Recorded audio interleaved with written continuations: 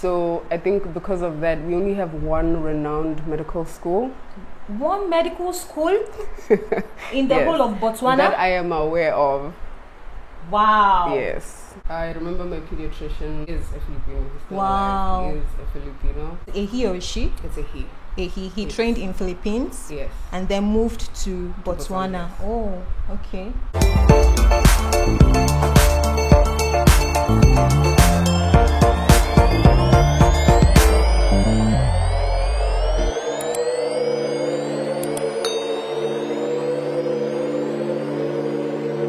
Hi lovelies, welcome back to my YouTube channel. My name is Adi, an incoming third-year medical student currently studying in Philippines. If you're a returning subscriber, thank you so much. I see all your comments, I see all your likes, and I'm so grateful. If you're new to this channel, please consider subscribing. I basically share contents about my life as a medical student living in Philippines, and I also share about my experiences as a foreigner living in Philippines. And today I actually have a very special guest. Basically, I like to, bring to you guys the experiences of other students studying in the Philippines. We don't just have like Nigerians here, we have, people from different parts of the world and different parts of Africa. And today I have my classmate here with me, and I'll just let her introduce herself. Okay. My name is Tandizo. Okay. I am an incoming third-year medical student like Adi. I am from Botswana, which is a landlocked country in southern Africa. So when you say landlocked, like you guys are surrounded with land, or what exactly? Okay, so to the south we have South Africa, and then to the west is Namibia, to the east is Zimbabwe, and then to the north is Zambia. Wow, okay. So basically, I just like to know, like, you guys have your own language? Yes, we do. Like one language for the whole Botswana? There's one main language, and then there's, I'd like to call them other languages. Yeah, for different tribes. So what's your tribe actually? I am a Mongwakete. Monga. Mongwa. Okay, it's okay. I'll just link the name of our tribe on the on the screen. And then I also wanted to ask, like, so in your language, in your tribe, what language do you guys speak? We speak the general language, which is Setswana. Which is what? Setswana. Setswana. Yes. Okay, so how do you say like hello, good day, welcome to Adi's channel in Setswana? Okay, Dumelang, Robatlapolo. Oh, this is I really love this. It's so sweet. Like I really love it. Yeah. Just say it again. Okay, Dumelang, Robatlapolo, amogela mo channeling ya ha Adi on YouTube. What? Re kopa gore lo like Oh my God. subscribing. Okay, so she said, literally, I'm trying to interpret because it's like I'm understanding it. She said like good day, subscribe to Adi's channel. So in case you've not subscribed, consider subscribing. So let's just head right into the interview. I usually like to ask people like, how did you hear about the Philippines? Okay, so in Botswana we have a couple of Filipinos. Really? Yes. Wow. I remember my pediatrician is a Filipino. He's still Wow. alive. He is a Filipino. A he or a she? It's a he. He Yes. trained in Philippines Yes. and then moved to Botswana. Botswana, yes. Oh, okay. So we have a couple of Filipinos. So the Philippines was always a country that personally I was aware existed, Wow. but I had no intention of coming here Okay. until I was looking for a medical school and I knew somebody who schooled here. From Botswana as From well? Botswana, The yes. person had graduated and come. No, they were a third-year medical student when I arrived. Oh, okay. Yes. Okay, so the person told you about Philippines. Yes. Okay.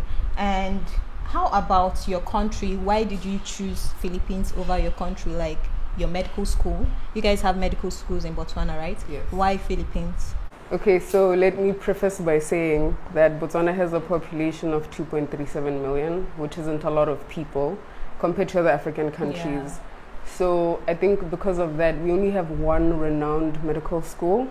One medical school in the Yes, whole of Botswana? that I am aware of. Wow. Yes. Okay, so this school has a very rigorous entry program. So even if you do have good grades, I think they can only take a certain amount of people. Okay. Yes.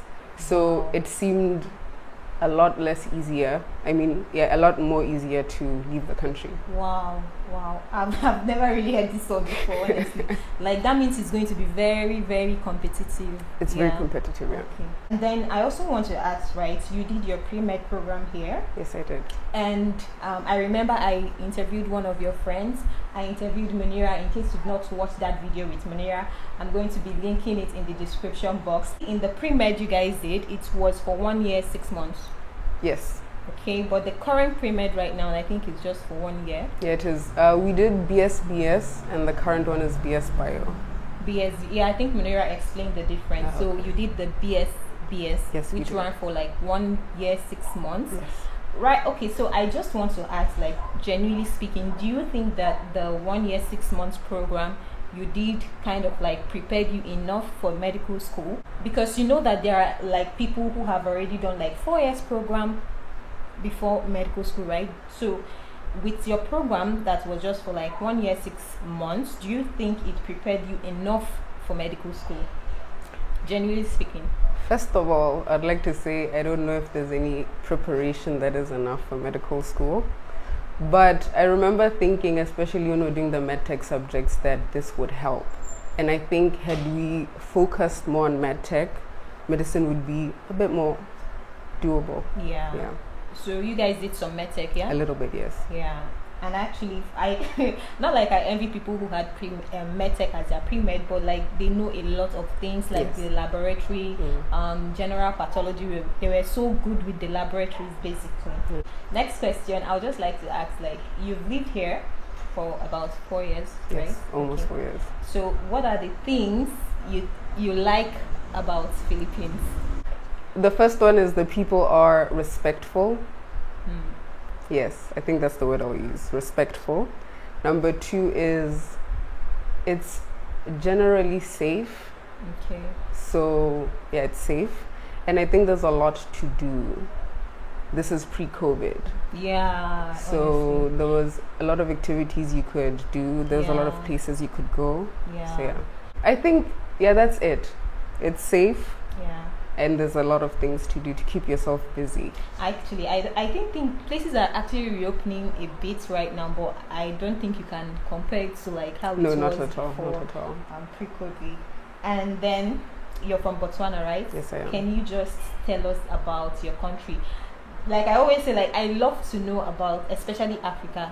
Not like I'm not interested in other countries, but like as an African, I remember this show I used to watch then, though they don't do it anymore. Big Brother Africa. They get Yes. people from different countries, Yeah, yeah. South Africa, Botswana, Tanzania, Nigeria, and put them in a house. Like I love to watch it because you get to see like people's perspectives, basically like different cultural differences. So in Botswana, can you tell us basically like, just tell us about Botswana. What are your people known for? Okay. Okay, so let me just go back to one of the things I like about the Philippines. The fact that people are respectful. I think it's cause it mirrors where I'm from. People are very respectful. People are very friendly. I mean, of course, there's exceptions to the rule, Yeah, but sure. generally, we are respectful people. If you ask the rest of the world, I think we're known for diamonds and Really? yeah, Wow. and beef. Our beef is really good. Well, like the making of the beef. No, like I think we just have good cows. Really? Yes. But we also have good cows in Nigeria. What I'm saying, Adi, is you have to taste Botswana beef. Botswana beef. That's what I'm saying. Wahala. Okay. And then how about like your food? Uh-huh. What in Philippines we have rice. In Nigeria we have fufu. We are known for fufu, Yes. literally. So in your place, what are you guys like? What's your staple food? Besides the beef, Yeah, we besides the have beef. maize and sorghum mainly. Those are the staple foods of Botswana. What do you guys process So- it into? Okay, so maize. Okay, both of them can be a porridge consistency. So you can have that as porridge, and then you can have something. Does it have a local name? Okay, so the sorghum is called bohobe. Bohabe. Yes. I'm going to link the name on the screen. And then the maize is called paleche. Wow. So like it's like a maize porridge. It's okay, you can have the porridge version of it, and then there's a stiffer, harder version of it. It can be molded like fufu, Oh. only that it's not smooth. like fufu. It's coarse, Okay. but it's soft. How do you eat it? Just like that? With vegetables with sauce. Ah, okay. Yeah. When you came here, Mm-hmm. what were the cultural shocks you experienced? Yeah, as an African coming to Philippines, what were like your cultural shocks? Okay, the first it wasn't a cultural shock, but the first thing that took me by surprise was the humidity. Okay. Like as soon as I stepped out of the airport, it's like I'd walked into a room that had a boiling pot of water. Wow. And mind you, in Botswana, it's not humid, it's dry. So it's either it's hot and it's dry, or it's cold and it's dry. Okay. So this was a new experience. The weather. Okay. Okay. And then another thing was the telephone lamp situation, the telephone line situation. Okay. You know, the clusters that are on the poles. That was strange. It's not in your country. No, it's not. I thought it was just the area I was in that had that issue, but it turns out it's everywhere. And then okay, so the faucet, like the taps, Yeah. there's no hot water tap. Really? That I've not took- really experienced. I've not really like they don't do hot cold. It's just cold. What if it's just maybe in the houses we've lived in? True, but I've been to everybody's house. Everybody's house that I've been to only has one faucet. But I think maybe because why would you need hot water in a very tropical country anyway? True, but where I'm from, we have hot and cold water. Okay. And even when it's hot, like usually you take a shower with hot water. So when I got here, I didn't even have an option. It was just In Nigeria, we actually cold have water. like hot and cold. Though our weather is actually very tropical, like it's tropical, it's hot. So most times you don't even, except during rainy seasons or see. like when it's very cold. But I think most of the time we just use like normal regular water. So you guys, in second year, we actually had online classes in second year, right? From Yes. beginning to end. So in second year, there was nothing like face-to-face or limited face-to-face. So for you, how do you think that your second year was? Do you think you learned enough? Like basically, how was your experience as a second year online medical student? okay. Do I think I learned enough? I don't know. I honestly don't know. But since I'm an incoming third year medical student, I assume it was enough. But one thing that I did have a problem with was my house, which is supposed to be for relaxing, Yeah. was turned into a classroom. Yeah. So the very thing that gives me traumas was the very place I was supposed to unwind and relax, which I found very difficult to do Yeah. in my house. I mean, for me, sometimes like I just want to go out, but you have to do the class in the house. And personally, I don't like going to coffee shops to read. So it's basically like I'm stuck in the house. So it was not funny at all. But I'm very I'm very happy to some extent that at least our school has been approved for limited face-to-face. So I just feel like maybe sometimes you have to go to school and all that. But to be honest with you, online classes as a medical student, I think even like the social aspect of it, like going to school is important, even if you don't want to see people. Yeah. How about your challenges so far living here? What are your challenges as a foreign student living in Philippines? Okay, so initially it was the food. It took me a while To adjust to to the adjust food. to Do the you food. eat Filipino food? I'd be lying if I said yes, but Okay. I have tried. Okay, a couple. Yeah. Which one did you try? I tried shamai. Oh, okay. I've not tried shawarma. The one that looks like very small. Yeah, it's like a dumpling. Yeah, you eat it with rice. Yes. So that's it. Do you have sauce to? I think they have like a soy sauce that's combined with chili. So you put it on top of I've the not shawarma. really tried it. You should but try it. I would recommend that one. It was nice. Yes, It's nice. I Okay. enjoyed it. I mean, I've tried some things. I don't know their names. There's this treat that comes in a banana leaf. Is it like long? Yes, it's long. I think I've seen it, but I don't know what it is. I think sometimes it's like a form of a sticky rice, but it's a sweet treat. Oh, okay. I've tried that. One thing that took me by surprise also was the amount of sugar in Filipino food, Yeah. which I think don't necessarily. Yeah, I think enjoy. there's this our neighbor opposite. The girl, she's just very friendly. She's about 7 years old. They're about very friendly and sweet girl. So her mom sells sweet potatoes. So she tells me, "Hi, Adi, my mom makes sweet potatoes." Like she called the native name. I'm like, okay. She keeps telling me about this thing. Like I should come and buy. So because she's my friend and she's a sweet girl, I just decided to to just check out the thing. And lo and behold, it's potato. I think it's fried, and then there's this syrup. It's sugar. Like they sweet. I think it's either sweet potato or banana, but it's already sweet. Banana is sweet. And then they now coated it again with sugar. Like, I couldn't relate. Did you get? I think sugar and the Philippines go hand in hand. They I'm not saying that like you guys don't have other food, because no, some definitely. people I think one of my guests had actually mentioned it, and some people were like, oh, there are other foods. See, I understand there are other foods, but like I feel like the sugar. Let's not. Anyway. So the last but not the least question I would ask you for, let's assume you know someone coming to study medicine in the Philippines. What's the advice you can give? Because I know people, like before I came here, I actually went on YouTube. I was searching to see other African students to know like their experiences. Yeah. So based on your experience so far, what's your advice to future incoming medical students coming to Philippines? Okay, so let's start with the medicine part of it. Yeah. If you have the intention to study medicine, understand that you're entering into a committed relationship with a kind of abusive cause, honestly, because you need commitment. Yeah. There's so many things you will forego in your life, but I think it's worth it. I don't know, I'm still in the relationship, but I think it's worth it.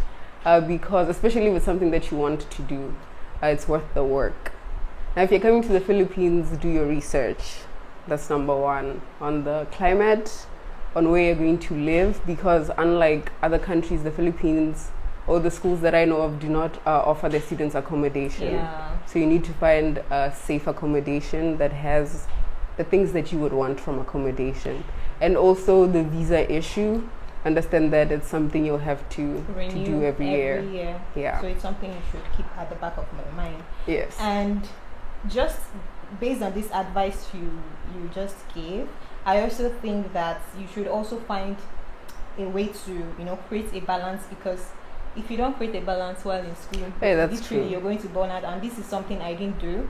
For the first 2 months I came here, I was like almost going into depression, because I was just trying to like figure out how the med school works and everything. That is true. I was always like studying. Either I'm in the library, from class to library, from library to house, from house. Like, I was just doing literally just studying. So I just felt like I was choking. Literally, I was almost going into depression. So for you, how were you able to balance out? Did you also find it? Did you also find it difficult? Because for me, man, the first 2 months.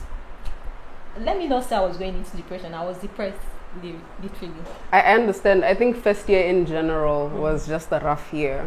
Second year was hard, but first year was sort of an adjustment period, because you don't, like, you're trying to, you're supposed to work, but you're also supposed to work smart. Because unfortunately you only have 24 hours in a day, and sometimes it seems like it's not enough. Even enough, right? So, but like Adi said, balance is very important. You need rest for you to work at your best.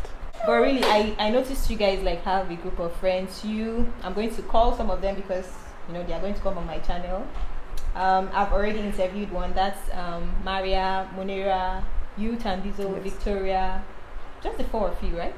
For the most part, yes. Yeah, so you guys were like going out a lot, which I feel it was really very, it's a good thing. So if you're coming to study medicine, find your own balance. I don't know what works for A may not work for B. So that is true. It's left for you to find what works for you, create a balance, because if not, you're not going to find it funny. So anyways, this is actually the end of our interview. Thank you so much, Tandizo, for coming to my channel. I'm so grateful. Like, Tandizo is someone, like, once I post a video on Facebook, she will just like share it. Like, I'm so grateful. Like, we support quality content.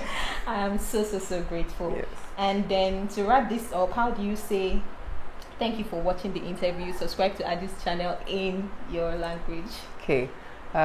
Re lebogela gore le tse re tshwetso ya go lebelela video ye.